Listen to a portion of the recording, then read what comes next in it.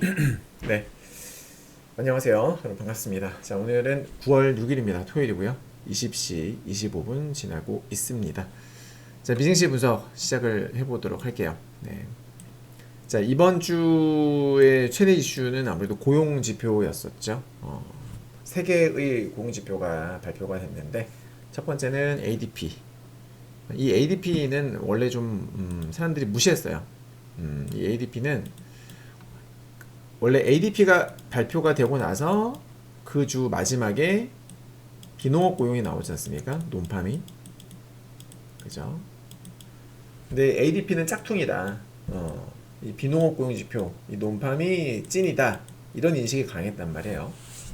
그래서 ADP의 중요성은 상대적으로 매우 낮았었는데, 지난번에 비농업 고용 지표, 즉 논팜, 여기서 발표되는 수치들이 주기적으로 조정을 받아요. 조정을 거치는데, 왜냐면 기존에 처음에 나오는 수치들이 정확하지가 않습니다. 그래서 나중에 좀 더 확률 높은 방법으로 해가지고 보정해서 다시 나오거든요. 근데 그 차이가 너무나 심하게 나는 거예요. 기존에 나왔던 수치들이 너무 이거는 너무 갭이 크다. 거의 뭐 사기 수준 아닌가 하는 생각이 들 정도로 너무 이상하게 나와서 사람들이 알고 보니까 ADP가 찐이었구나. ADP가 그동안에 고용이 되게 안 좋게 나왔었고 논팜은 상당히 좋게 나왔던 그런 경향이 있었었죠. 계속 막 서프라이즈 나오고 그래서 사람들이 ADP 짝퉁이다. 보고 싶은 대로 봤던 거예요. 네. 고용 지표가 좋은 식으로만 해석하고 싶었던 거죠. 어떻게 보면 네. 증시가 올라갔는데 그 유리했으니까. 그런데 알고 보니까 아니었다 이 말이에요. 그래서 ADP 보고서가 이제 중요해졌죠. ADP는 계속 고용이 안 좋았었어요. 꾸준하게. 그죠? 계속 안 좋게 나왔었습니다. 이렇게 보시면 나오지만은 계속 안 좋게 나왔었다. 알고 보니까 얘네가 맞았더라. 자, 졸츠. 졸츠도 크게는 차이가 없어 보이지만 계속 하락 추세죠. 계속 낮아지고 있습니다. 예. 고용시장이 확실히 둔화되고 있다는 것을 알 수 있는 부분이고요. 그 다음에 문제가 됐었던 미국의 비농업 고용지수. 지금 어제 8월 수치가 발표가 됐는데 22,000이 나왔어요. 컨센서스는 75,000이었습니다. 근데 무려 22,000이 나온 거죠. 완전 쇼크였어요. 네. 고용지표가 안 좋게 나오면 이거는 금리 인하의 명분이 강해집니다. 왜? 금리 인하는 경제가 안 좋을 때 하는 거니까요. 안 좋거나 혹은 안 좋을 것으로 예상이 될 때 선제적으로 하는 게 바로 금리 인하 아니겠습니까? 맞죠? 그래서 고용지표가 둔화되면은 금리 인하 명분이 강화되면서 그만큼 가능성이 높아지는 건데 그래서 22,000으로 나온 거죠. 그래서 요거는 사실 안 좋게 나와도 너무 안 좋게 나온 거죠. 네, 잠시 후에 제가 자세히 설명을 드리겠습니다만은 일단은 그냥 그렇게 말고 계세요. 그런데 금리 어쨌거나 안 좋게 나오니까 금리 인하의 명분은 강해지죠. 고용시장이 둔화되면 고용시장이 둔화가 되면은 당연히 어떻게 돼요? 물가, 인플레이션 우려 또한 완화됩니다. 네. 고용시장이 되게 뜨겁다라는 것은 어찌됐건 경제가 좋다는 소리예요. 기업들이 돈이 잘 벌리고 하니까 사람들 많이 뽑아요. 많이 뽑으면 어떻게 돼요? 임금이 올라가죠. 그죠? 그래서 나는 지금 우리 회사는 지금 사람을 빨리빨리 뽑아야 돼. 일거리가 많단 말이야. 이건 경제가 뜨겁다는 소리거든요. 그죠? 그러면은 고용이 올라가겠죠. 근데 지금 반대 상황이지 않습니까? 그러니까 어떻게 돼요? 고용이 계속 안 좋아지면은 인플레이션 우려는 둔화가 된다. 그래서 어제 나온 것은 금리 인하는 너무나 좋았던. 왜냐면 이때까지 파월이 금리 인하를 쉽게 못했던 이유는 혹시 모를 관세에 따른 충격에 대비하기 위해서, 대비하기보다는 관세에 대한 충격이 어느 정도 영향을 미칠지 예측이 안 되기 때문에 그래서 계속 금리 인하를 미뤄왔던 거 아닙니까? 그죠? 근데 어제 나왔던 것은 이 정도면은 확실히 고용이 둔화가 됐고 인플레이션 우려도 덜었는데 걱정할 필요 없겠는데 이런 인식이 확산이 되는 거죠. 그래서 어제 발표하고 나서 본장 미국 증시 시작하기 전까지는 급등이 났어요. 거의 뭐 1% 가깝게 급등이 나오기도 했습니다. 선물이 발표 후에 이제 급락을 했지. 본장 시작하면서 급락을 했지만 세론이죠. 네, 보통 이제 어떤 차익 실현이 그러니까 호재 뉴스와 함께 딱 개장하면은 차익 실현 물량이 팡 터지는 거. 셀 온 현상이라고 하는데 어제 그게 나왔던 거예요. 자, 어찌됐건 어제 논판 발표하고 나서 컨센서스가요 확 올라갔습니다. 네, 원래는 10월과 12월은 이게 10월은 겨우 50%를 살짝 넘는 수준이었고요. 겨우. 그리고 12월은 47%, 48% 그랬었어요. 금리 인하 확률이. 근데 어제 논판 발표하고 나서는 야 이거 노동시장 둔압 뚜렷하다, 확실하다 해가지고 9월달은 사실 논외죠. 이미 거의 확정적이에요. 9월은 무조건 하는 거고 10월도 이제 하고 12월도 하는 걸로 그렇게 지금 확률이 나오고 있습니다. 즉 올해 금리 인하 컨센서스는 몇 회? 3회가 되는 거죠. 물론 앞으로 데이터가 어떻게 나오냐에 따라서 또 언제든지 이 수치는 변할 수 있다라는 거 참고하시고. 자, 논판 발표하고 나서 급변한 게 또 하나 있죠. 바로 뭐였습니까? 국채금리가 어떻게 됐어요? 지금 보시면 2년물, 5년물, 10년물 등등 다 급락을 했어요. 자, 국채금리가 급락을 한다. 그 말은 뭐예요? 국채 가격이 올라간다. 가격이 올라간다는 것은 수요가 올라간다. 즉 인기가 많아지고 있다라는 뜻이죠. 왜? 금리 인하를 할 확률이 높아졌으니까 국채금리가 높게 유지될 이유가 없는 거죠. 자, 반대로 인플레이션 우려가 커지면 어떻게 돼요? 인플레이션은 곧 뭐예요? 화폐 가치의 하락이죠. 이것도 제가 방송할 때마다 설명을 드렸던 것 같은데 또 새로 보시는 분이 계실 수 있으니까. 그래서 인플레이션 우려가 커지면 화폐의 가치가 떨어진다라는 어떤 걱정이. 그러니까 인플레이션은 곧 화폐 가치 하락이에요. 그러면 당연히 국채에 대한 수요는 떨어집니다. 왜? 내가 10년물, 20년물 국채금리 국채에다가 투자를 해요. 그럼 10년, 20년 후에 내 화폐 가치가 떨어질 거 아니에요. 내가 이 국채를 매수할 때에 확정된 쿠폰, 이자율 그거는 어떻게 돼요? 지금 내가 5%인데 그러니까 이런 거죠. 만약에 내가 지금 국채를 샀는데 이게 5%짜리예요. 쿠폰이. 이자 5%짜리 쿠폰인데 10년짜리야. 근데 10년 동안 물가 상승률이 2%가 올라간 거예요. 여러분. 그러면 실질적으로 내 수익은 몇 프로예요? 3%가 되는 거예요. 무슨 말인지 이해되시죠? 이러니까 인플레이션이 예상이 될 때는 기대 수익률이 떨어지기 때문에 상대적으로 떨어지기 때문에 국채 수요가 떨어지는 겁니다. 수요가 떨어지면 가격이 떨어지죠. 가격이 떨어지면은 국채 금리가 올라가잖아요. 반비례니까. 그죠? 이해되시죠? 그래서 인플레이션 우려가 있을 때는 국채 금리가 올라간다. 이렇게 이해하시면 돼요. 일반적으로. 자, 그런데 여기 그 나오는 수치들은요. 이거 이제 investing.com인데 얘네가 사실 일을 제대로 안 해요. 여기 나온 수치가 100% 정확하지 않아요. 업데이트가 늦어요. 늦거나 아예 안 해버립니다. 지금 보시면은 자 8월 수치는 지금 이번에 발표된 거는 22,000으로 나오죠. 7월 수치는 73,000이었는데 오늘 어제 나왔던 거 보니까 다시 79,000으로 살짝 상향 조정이 됐어요.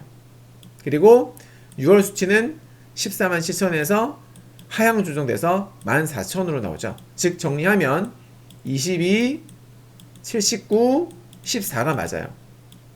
그죠? 8월, 7월, 6월이 22, 79, 14인데 실제로 이 걔네 사이트에 들어가 보면 22, 79, 마이너스 13으로 나오죠. 그죠 여러분? 마이너스 13으로 나와요. 이건 작년 거. 네. 근데 지금 investing.com에서는 마이너스가 지금 표시가 안 되고 있는 상황입니다. 자, 이 마이너스 이거 충격적인 겁니다, 여러분들. 마이너스. 이게 지금 얼마나 충격이냐면 지금 미증시 역사상 53개월 동안 이어지던 이 미국의 고용 증가세가 종료가 된 거예요. 여러분, 무려 53개월 동안 4년 넘게 여러분들 거의 4년 넘게 이어졌던 미국 고용 증가. 그러니까 매월 이게 증가 수치잖아요. 증감. 근데 처음으로 꺾인 거예요. 이 조정 수치를 보니까 수정된 걸 보니까 6월 달에 처음으로 마이너스가 나온 거예요. 여러분. 처음으로. 네. 이건 역사상 두 번째로 길었던 고용 확장 기간의 마감이다. 라고 볼 수가 있는 겁니다. 네. 그러니까 고용 쇼크였던 거예요. 그러니까 어제 나왔던 수치도 쇼크였지만은 조정된 수치를 보니까 이거는 정말 충격적이었던 것이다. 그죠? 그래서 지금 시장에서 어제 일단 발표하고 나서 선물이 올라갔던 것은 야 이거는 금리 인하 확실해 하고 올라갔겠지만 본장 시작하면서 세론 사람들이 정신 차리기 시작한 거죠. 야 근데 이거 마이너스는 좀 이건 경기 침체 아닐까? 그러니까 시장에서는 지금 뭐예요? 이미 경기 침체에 들어갔다. 이미 경기 침체에 들어갔으면은 닥숏이에요. 왜? 금리 인하 늦었어. 근데 경기 침체 전이면은 전에 금리 인하 하게 되면 이거는 방어 적절한 시점에 방어한 걸로 볼 수 있는 거죠. 아직 금리 인하 안 했지만, 그렇죠? 그래서 이런 게 있었다라는 거. 네. 자 그리고 참고하셔야 할 부분이 뭐냐면 고용이라는 것은요, 이 특성상 한번 나빠지면 여러분들 매우 빠르게 악화되는 경향이 있어요. 이게 고용 지표의 특징이에요. 그리고 최근에 이렇게 고용이 계속 둔화되는 이유에는 뭐가 있다? 그 중심에는 바로 AI. 특히나 한참 사회 초년생들 있죠. 20대. 걔네들의 설 자리 없어요 지금. 왜냐면은 걔네들이 맡을 수 있는 업무는 사실상 여러분들도 회사 한번 다녀보시면 아시겠습니다만은 처음 이제 입사한 애들이 갑자기 처음에 어떤 되게 퀄리티가 높은 수준 높은 업무들을 맡기는 쉽지 않죠. 수준 높은 업무는 누구한테 주어집니까? 경력직한테 주어지잖아요. 그죠? 사회 초년생들이 맡기에는 빡세단 말이에요. 경험이 없으니까. 학교에서 배우는 거랑은 실무랑은 다르잖아요. 그래서 보통은 회사 처음에 들어가게 되면 어떻게 돼요? 여러분들 반복적인 업무, 기계적인 업무 그런 것들을 주로 시키는데 이제 그런 것들을 누가 해요? AI가 할 수 있다 이 말이에요. AI가. 그러니까 걔네를 안 뽑는 거야. 굳이 걔네를 뽑으면은 그만큼 돈을 줘야, 월급을 줘야 되니까 회사 차원에서는. 근데 걔네들 굳이 줄 필요 없는 거죠. 네. 맞죠? 그러니까 기업 입장에서는 어때요? 비용을 통제할 수 있는 거예요. 업무 능률은 올라가고 생산성이, 쉽게 말하면 생산성이 향상이 되는 거죠. 맞죠? 근데 전체적으로 봤을 때는 고용이 점점 나빠질 수밖에 없는 상황이 됐다 이 말이에요. 앞으로 이런 상황이 더 심해지면 심해졌지 좋아지진 않을 겁니다. 그죠 여러분들? 네. 자, 낮은 고용이 금리 인하에 유리한 건 사실이에요. 하지만 적당히 낮게 나왔어야죠. 네. 모두들 금리 인하를 위해서 고용이 안 좋게 나오기만을 바라고 있었을 겁니다. 하지만 그 누구도 마이너스를 바라진 않았을 거예요. 왜? 경기 침체만은 피해야 했으니까요. 근데 처음으로 마이너스가 나와버린 거죠. 좀 전에 말씀드렸습니다만 보험성 금리 인하, 즉 금리 인하, 그러니까 경기 침체에 들어가기 전에 경기 침체에 들어가기 전에 하는 금리 인하는 보험성 금리 인하가 되겠죠. 하지만 이런 것도 호재가 될 수 있지만은 이미 경기 침체에 들어간 상태에서의 하는 금리 인하는 악재가 될 수 있어요. 왜? 말씀드렸다시피 고용은 한번 나빠지면 엄청 빨리 나빠집니다. 22년도에 기억나시죠? 코로나 팬데믹 이후에 물가가 미친듯이 올라가고 있을 때 파월이 일시적인 현상이다, 금리 인상 필요 없다 했다가 나중에 뒤늦게 2022년 돼가지고 엄청 급하게 막 심지어 자이언트 스텝까지 한 번에 75bp에 올려버리는, 그렇게 해서 물가를 잡으려고 했었잖아요. 그 때문에 증시가 다 폭락하지 않았습니까? 글로벌 모든 위험 자산들이 다 폭락했어요. 맞죠? 기억하시죠 다들? 그때 엄청 욕을 먹었죠. 왜? 타이밍을 놓쳤으니까요. 골든타임을 놓쳤어요. 물가를 진짜 코로나 팬데믹 때 올라갈 적에 진작에 했었어야 되는 부분인데 그걸 무시하고 있었다가 나중에 큰 코 다쳤죠 파월이. 그래서 이번에 더더욱 더 신중했을지도 몰라요. 네. 또 욕먹기 싫으니까 이제 임기도 얼마 안 남았잖아요. 트럼프 때문에라도 이제 곧 그만두게 될 텐데 마지막이 중요하지 않습니까? 이번에 걔가 금리 인하를 경기 침체 전에 잘 했느냐 못 했느냐 가지고서 그걸로 이제 평가가 될 거예요. 파월은. 비록 금리 인상 시점은 놓쳤지만 마지막에 금리 인하 시점을 잘 잡아서 경제를 안정적으로 이끌어갔던 연준 의장이 될 것이냐, 아니면 금리 인상 타이밍도 놓쳤고 금리 인하 타이밍도 놓친 역사상 최악의 연준 의장이 될 것이냐, 막 이런 식으로, 최악까지는 아니더라도 아무튼 안 좋은 혹평 받는 그런 연준 의장이 될 것이냐가 정해질 거기 때문에, 또 파월이 명예욕이 있는 인물이거든요. 자존심도 있고. 그래서 더더욱더 신중했을 수도 있다. 네. 아무튼 앞으로 경기 침체라는 게 뭐 경제지표 한두 개만 나와서 봐서 우리가 알 수 있는 건 아니기 때문에 좀 더 지켜봐야 되겠습니다만은, 아무튼 지켜봅시다. 자, 이게 이제 또 이거는 모르시는 분들 많으실 수 있는데 9월 9일 다음 주에 우리나라 시간으로 9월 9일이면 화요일이에요. 화요일 23시에 이게 또 빅 이벤트죠. 왜냐하면 한참 지금 고용지표에 대해서 이슈가 이게 이슈화가 된 상태이고 많은 투자자들의 이목이 쏠려 있는 상태이기 때문에 다음 주에 예정되어 있는 이 BLS 벤치마크 개정 이슈는 너무너무나 중요하다. 진짜 너무너무 중요해요. 자, 이게 뭐냐? 아까도 제가 잠깐 언급을 했었었는데, 자, 일단은 이번에 나오는 건 뭐냐면은 올해 3월 기준의 실제 고용 데이터를 바탕으로요. 작년 4월부터 올해 3월까지 고용 수치를 이때까지 나왔던 수치들 있잖아요. 그걸 전면 재조정을 하는 거예요. 싹 바뀔 수 있습니다. 네. 현재 업계 컨센서스 예상에 따르면은 무려 이때까지 나왔던 수치에서 47만 개에서 74만 개까지도 하향 조정될 가능성이 있다. 충격적인 거죠, 그러면. 네. 근데 이미 작년에도요, 그런 식으로 해서 하향 조정을 한 적이 있었어요. 그러니까 뭐 그냥 매년 있는 이벤트라서 사실상 수치만 봤을 때는 야, 뭐 원래 하는 거 아니야? 이렇게 받아들일 수도 있죠. 하지만 말씀드렸다시피 지금 경기 침체냐 아니냐 그걸 단정 지을 수 있는 너무나 중요한 이벤트이기 때문에 작년이랑은 체감이 다를 거예요, 아마도. 자, 이 BLS 이 조정을 왜 하는 것이냐? BLS에서는 월별 고용 데이터, 매월 나오는 이 논팜, 페이롤, 이 비농업 고용 지수는요. 기업들의 일부만 뽑아서 조사를 하는 거예요. 사실상 그렇잖아요. 기업들이 한두 개도 아니고 어떻게 한 번에 실시간으로 한 번에 모든 기업의 데이터를 다 조사를 합니까? 그죠? 응답률도 낮기 때문에 실시간으로 하는 게 쉽지 않아요. 그래서 일부를 뽑아가지고 전체가 이럴 것이다 추정을 하는 거예요. 그래서 애초에 정확하게 나올 수가 없어요. 또 당연합니다. 실제 전수 데이터가 아닌 거죠. 그래서 당연히 통계 오차가 있고 나중에 수정을 꼭 해야 되는 거예요. 데이터 특성상. 근데 QCW라고 있어요. 네. 이게 뭐냐면은 모든 기업의 고용과 임금 신고를 해야 되잖아요. 그죠? 세금을 내고 하려면은 세금 매기고 하려면은 신고를 해야 되잖아. 그래서 이 신고되는 것을 기반으로 하는 전수조사 데이터예요. QCW가. 다만 집계에 매우 오랜 시간이 걸린다라는 점. 몇 개월이 걸립니다. 그래서 한참 지난 지금 3월달까지 데이터잖아요. 근데 지금 몇 월? 9월이잖아요. 벌써 5, 6개월 지났잖아요. 네, 한참 지나고 나서 이제서야 이걸 가지고서 다시 한번 조정을 하는 거예요. 보정을 해주는 거죠. 네.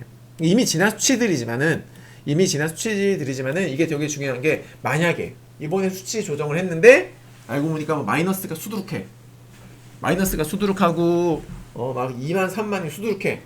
그럼 어떻게 되겠어요? 시장에서는 야 이거 이미 경기 침체였네. 기업들 실적이 좋아서 우리만 몰랐던 거네. 이렇게 될 수가 있다는 거예요. 그죠? 얼마 전에 아실 거예요. 그때 비농업 고용 지표 그 보정으로 인해 가지고 엄청나게 큰 또 보정 수정이 있었지 않습니까? 그때 트럼프가 미 BLS 국장 메겐타퍼를 해임을 했단 말이에요. 해임한 이후에 발표된 첫 개정이에요. 그래서 모두가 좀 주목을 하고 있다. 저번에 트럼프가 자료가 조작됐다라고 하면서 바로 그냥 잘라버리지 않았었습니까? 그래서 이것도 어떻게 보면은 트럼프가 지금 연준에도 뭐 개입을 하고 있고 이 BLS한테도 개입을 하고 있는 거예요. 어떻게 보면은 오지랖 쩔입니다 진짜 트럼프. 여튼 그래서 이번에 개정된 수치가 어제 나왔던 수치와 마찬가지로 2, 3만 이하 혹은 마이너스가 많다면 경기 침체 우려가 급증을 할 수 있다라는 점. 자, 이거는 뭐냐면 브레이크 이븐. 제가 저번 자료에서 설명드렸었죠. 이게 뭐예요? 그러니까 현재의 실업률을 유지하기 위한 최소한의 고용이에요. 손익분기 고용 같은 그런 개념이에요. 근데 이게 바뀌죠. 작년 1월 기준으로는 16만 6천 정도만 유지되면은 실업률, 고용률이 유지되는. 알겠죠, 여러분들? 그러니까 신규 고용이 논판 페이롤이 16만 6천 정도 수준만 쭉 유지가 돼도 실업률이 유지가 된다는 수준인 거고, 지금은 어떻습니까? 6월달 기준, 올해 6월 기준으로는 8만 6천 명이 유지가 되면은 실업률이 유지가 된다. 그런 뜻인 겁니다. 근데 이제 수치가 2020년 코로나 팬데믹 이후로 쫙 올라갔다가 좀 쫙 빠졌잖아요. 그 이유가 뭘까요? 바로 뭐 때문에 그래요? 이민 정책. 실제로 팬데믹 이후에 이민자가 급증을 했었고, 특히 이제 트럼프 전후로 이민 제한으로 인해 가지고 확 줄었죠 지금. 그러니까 비교 대상, 이 집계 대상 자체가 확 줄어버린 거예요. 풀이 줄은 거죠. 그래서 실업률을 체크하는 그 기준 자체가 확 줄어버렸기 때문에 당연히 브레이크 이븐 고용도 떨어질 수밖에 없는 겁니다. 그걸 나타내는 것이고. 그러니까 쉽게 말하면 옛날에는 16만 6천이 안 되면은 실업률이 꺾일 수 있는 것이었고, 지금은 8만 6천만 나와도 실업률이 유지가 된다. 그 뜻이에요. 예. 여기 있는 자료는 이제 이 위에 나왔던 이 브레이크 이븐 고용, 이게 이제 요겁니다. 요거. 예. 요게 이제 브레이크 이븐 고용이고, 지금 최근에 발표된 자료에 따르면 8만 6천. 막대 그래프는 논판 페이롤, 실제로 발표됐었던 고용 수치가 되겠어요. 그러니까 이 자료로만 본다라면은 아직까지는 실업률에 크게 뭐 데미지가 없는, 그죠? 그렇게 나오는 거죠. 물론 이 수치, 이 논판 페이롤은 이제 다음 주에 싹 조정이 되겠지만 확 바뀔 거면 3월달 자료까지 해서 3월 자료까지 해서 확 바뀔 수가 있어요.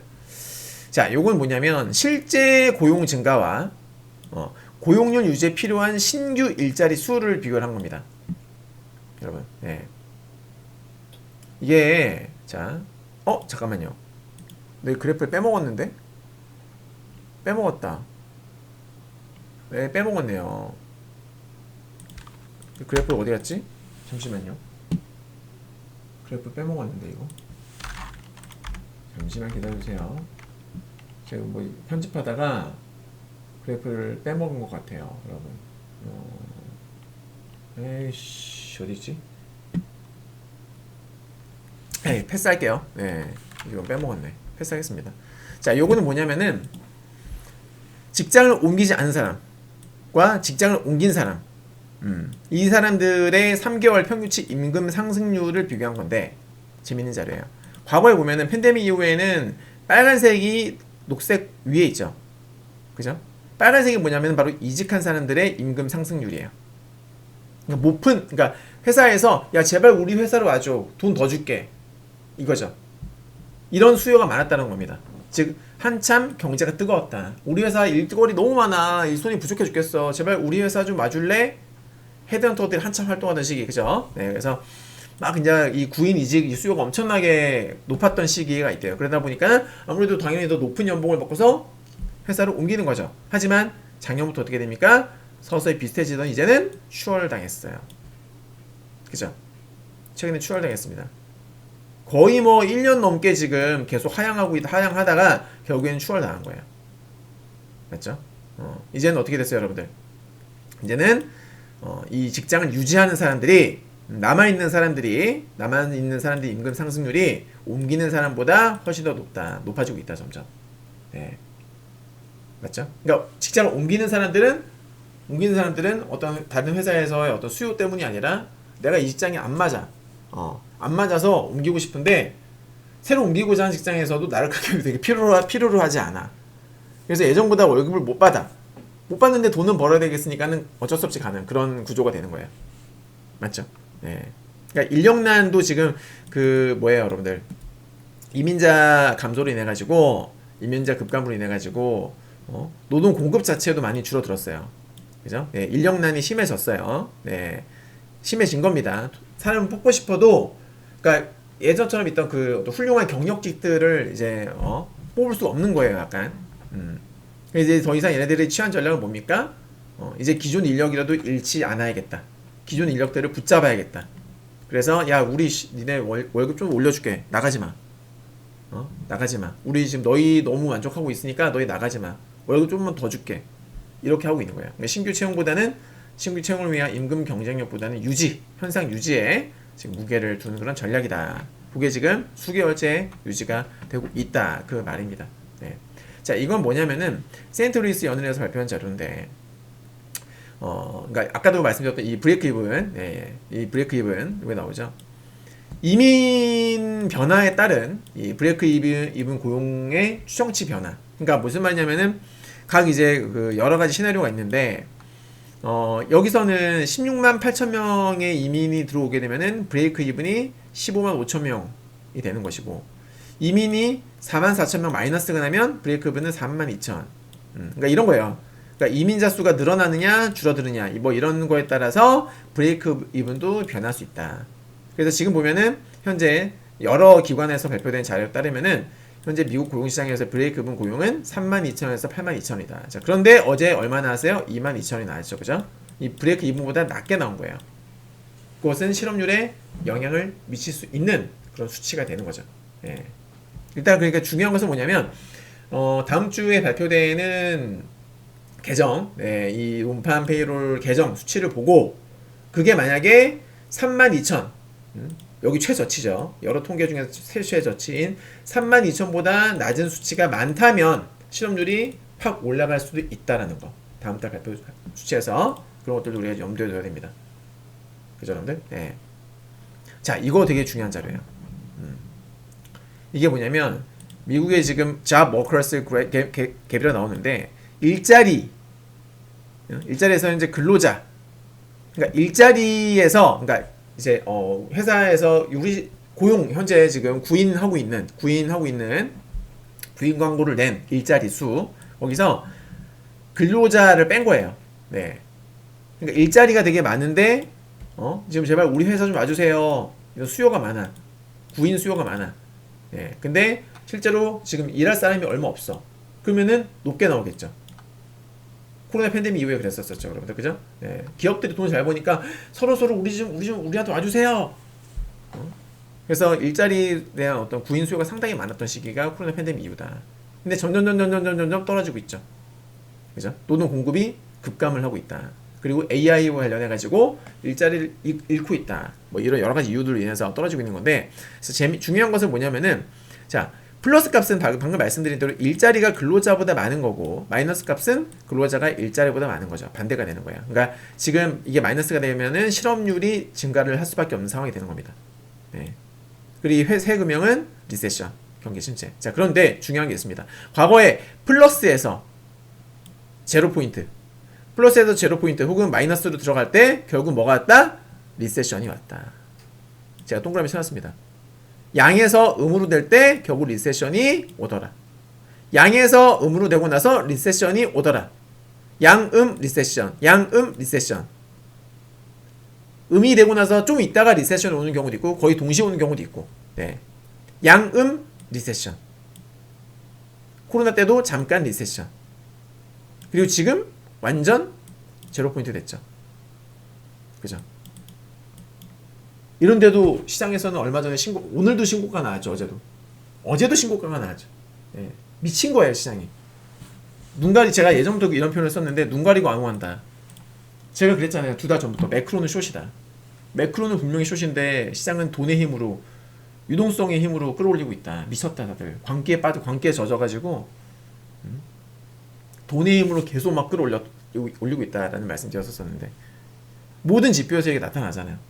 경기가 안 좋아지고 있다는 게. 그러니까 제가 항상 말씀드리지만 미국은 지금 어떻다, 여러분들?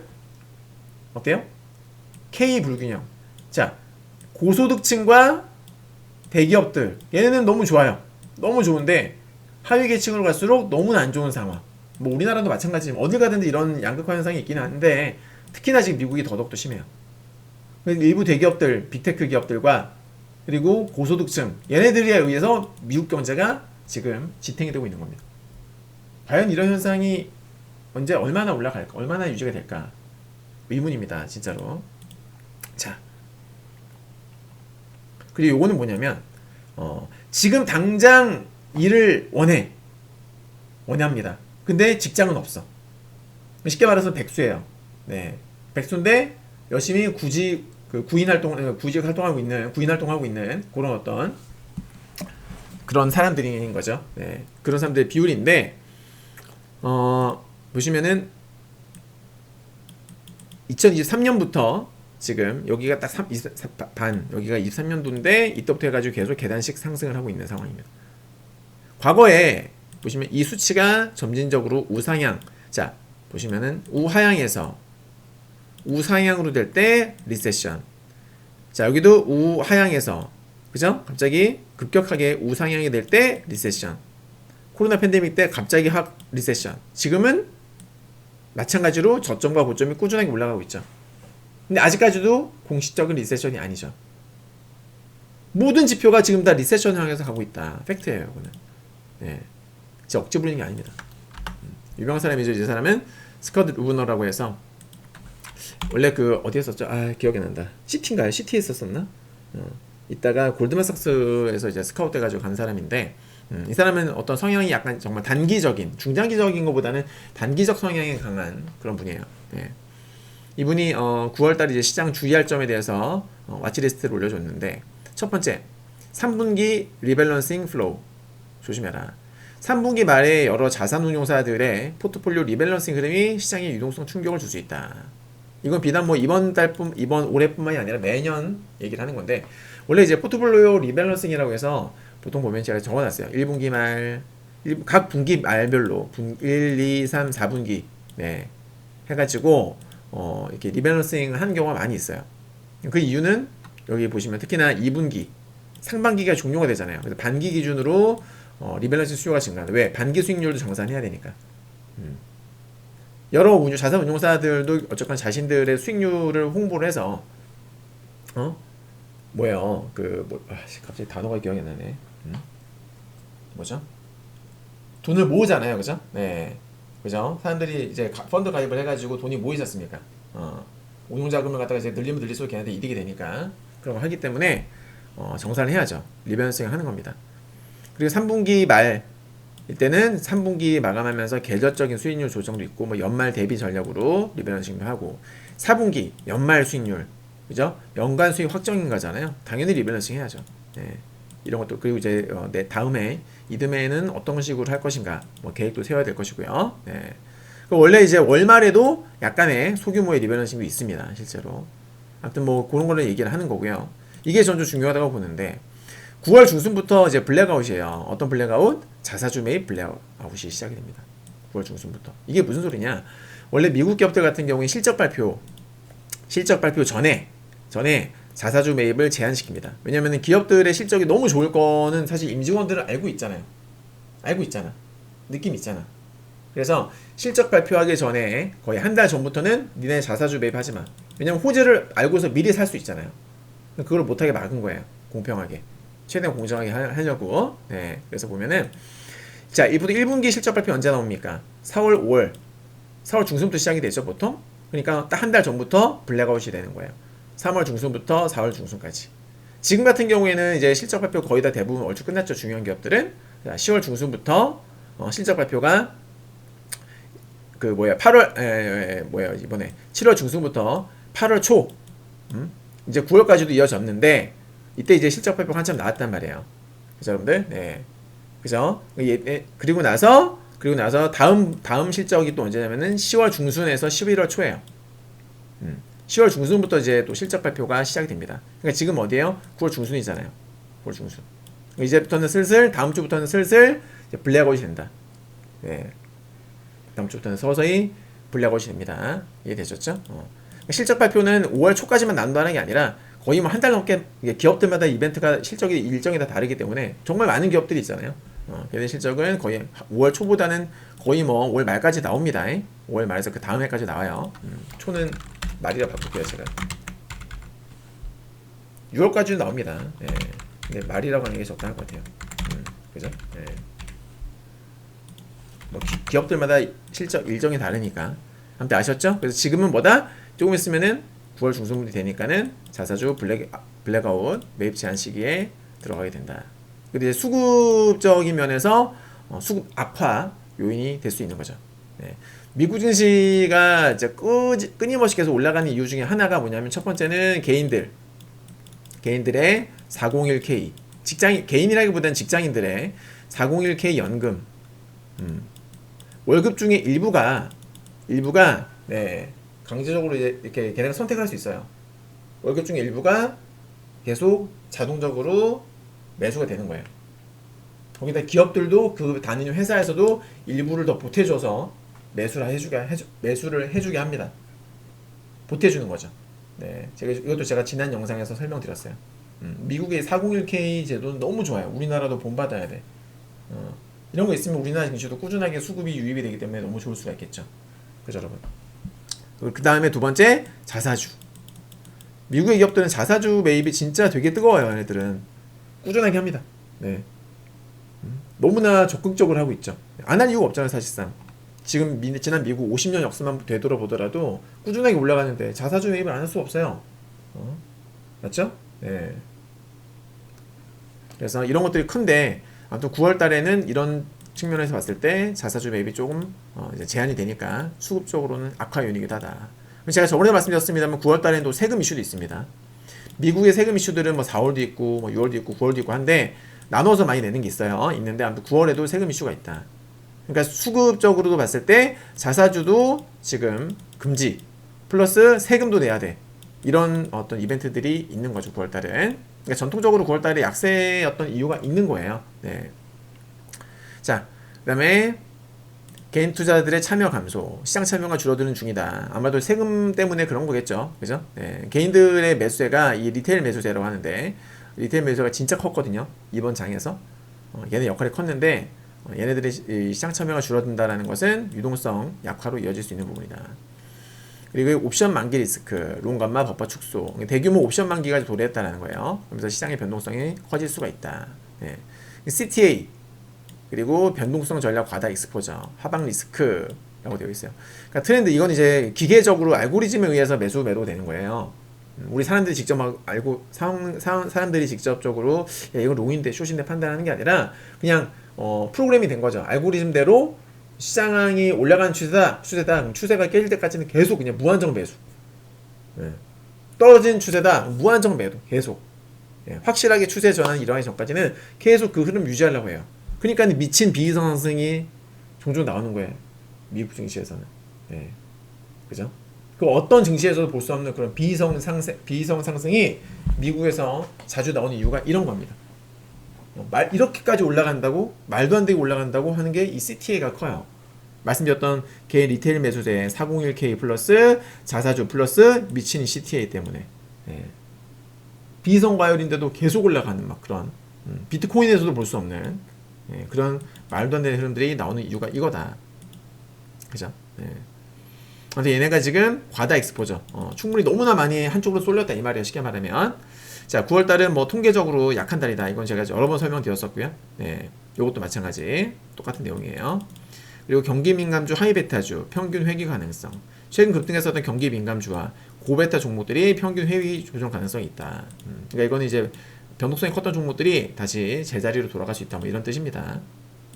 그 다음에 역모멘텀 회전 리스크. 현재 모멘텀 중심 투자 전략이 반대로 전환될 리스크가 높아졌다. 이건 어쨌거나 개인 판단이에요. 어떤 뭐 근거를 써놓은 건 아니고 개인 이제 그 SNS에 이렇게 올려놓은 겁니다. 참고하라고 하시라고 말씀드린 거고요. 요거는 이것도 예전에 한번 올려드렸던 자료인데 그거예요. 이 진한 초록선.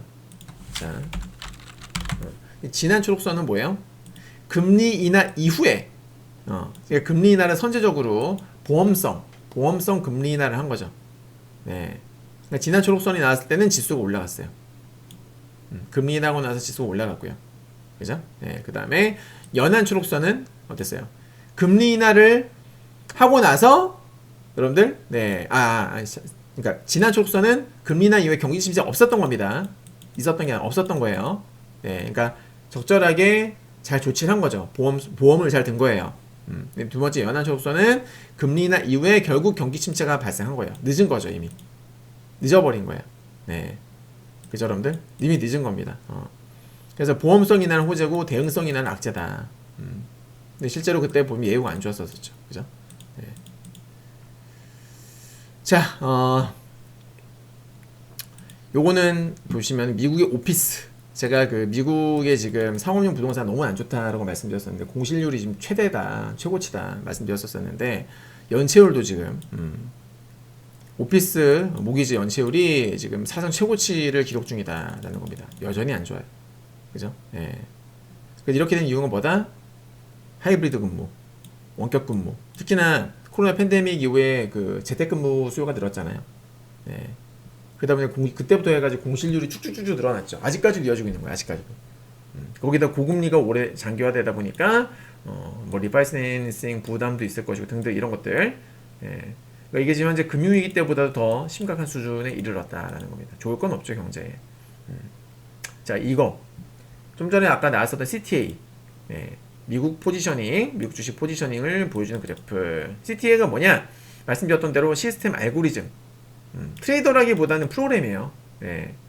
프로그램 같은 건데 지금 얘네 보면은 주식도 하고 뭐 채권, 뭐 외환 통화, 원자재, 선물, 파생 뭐 다 합니다.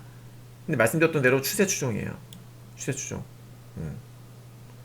자, 시장이 오르면 계속 사고 떨어지면 계속 파는, 계속, 그러니까 올라가면 계속 롱 잡고 떨어지면 계속 숏을 잡는, 기계적으로 계속 그렇게 되는 거예요. 추세를 계속 먹는 거죠. 자동 매매 펀드에 가깝다. 근데 현재 지금 CTA 포지션을 보게 되면 역대급 수준에 이르렀다라는 거죠. 이 상단, 최상단 레벨에 올라가 있다 이 말이에요. 과거에 이 수치가 최상단이 됐을 때 주가가 어떻게 됐느냐? 이 수치는 지수 흐름이 아닙니다. 예, CTA 포지셔닝이에요. 예, 현재 아무튼 역대급인 건 아시겠죠? 맞죠, 여러분들? 예, 우선 제가 이 헷갈리실까봐 연도별로 제가 나눠놨어요. 보시면은 23년도 7, 8월, 24년도 3, 4월, 7월, 그리고 지금이거든요. 근데 이때 증시 차트 흐름을 제가 캡처해놨습니다. 보시기 편하게끔. 예, 보세요. 자, 23년 여기 날짜 나오죠? 7월, 8월 하락장 나오죠? 24년 3, 4월 우리 작년에 숏을 먹었을 때 폭락장 나왔죠? 그리고 작년 7월 우리 숏 먹었을 때 혹시나 급락장이 나왔어요. 그죠? 네. 그리고 어디? 지금이에요. 그리고 지금입니다. 즉 과거 사례를 봤을 때 지금은 뭐다? 피크아웃 가능성을 염두에 두어야 맞다라는 거죠. 네. 자, 이 자료는 지금 이 S&P 500 지수 그리고 헤지펀드 순 포지션, 네, 이 비교를 한 거예요. 그래서 이게 파란색 선이 S&P고요. 녹색 선이 헤지펀드 순 포지션인데 지금 괴리가 엄청나게 많이 벌어졌죠. 이때까지 보면 거의 비슷하게 갔어요.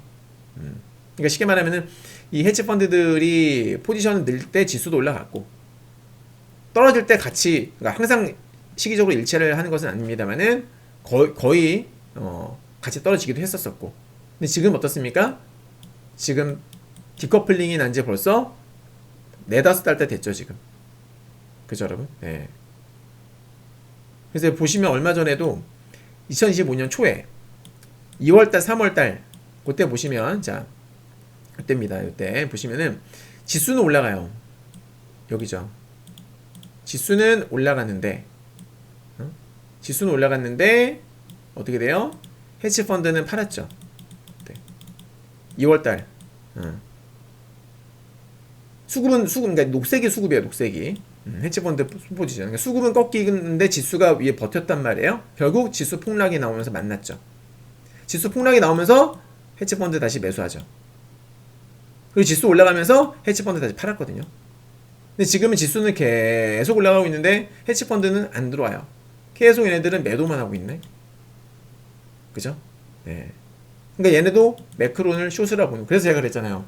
올해 헤지펀드들 수익률이 최악이었다. 특히나 매크로 헤지펀드들 수익률이 최악이었다. 역대급 손실을 입었다라고 제가 저번에도 말씀드렸었는데 그게 이런 이유입니다 지금. 맞죠 여러분들? 네. 자, 이것도 통계 자료인데 맨 위에 있는 건 요거는 이제 S&P 500 지수예요.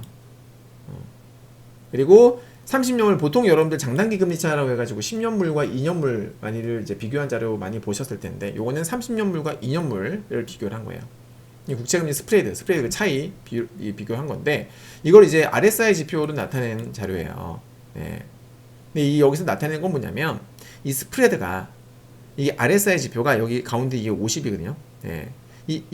여기 점선 보이죠? 요 점선 가운데 선 이게 50이에요. 50 수치가 이게 50인데 여기서 말하고자 하는 게 뭐냐면은 이 RSI가 바닥에서 50을 돌파할 때에